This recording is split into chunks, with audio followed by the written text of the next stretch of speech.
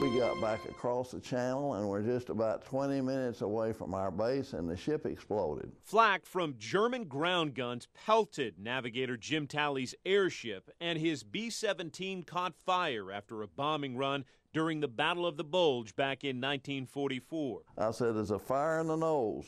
And with that, everybody started bailing out. Talley says he grabbed a smoldering parachute and jumped.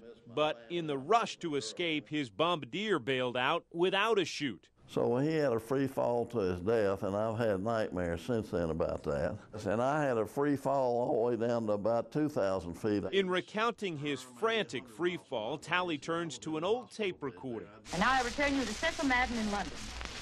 Thank you, B.B. Daniels. It is B.B. Daniels, the movie star, interviewing me and Paul Rio from St. Cloud, Minnesota. The interview unfolds inside an English hospital during Talley's recovery from burns to his face and hands, injuries he suffered moments before jumping out of that burning bomber. Why? What happened to your chute, Jim? When I pulled the chute out of the nose, the end of it was on fire. I put the fire out with my hands and put my chute on, and then I bailed out.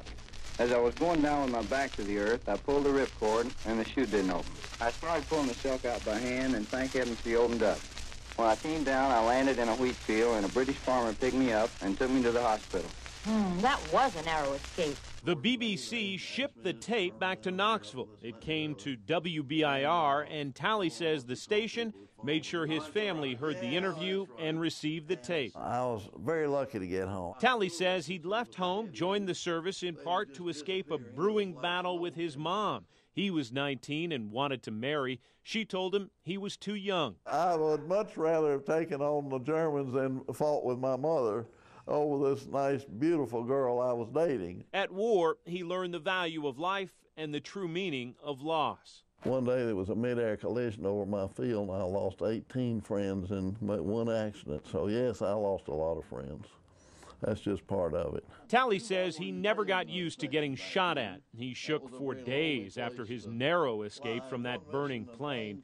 But this veteran of 22 combat missions says he feels lucky he had the chance to serve his country. Those were the most important years of my life.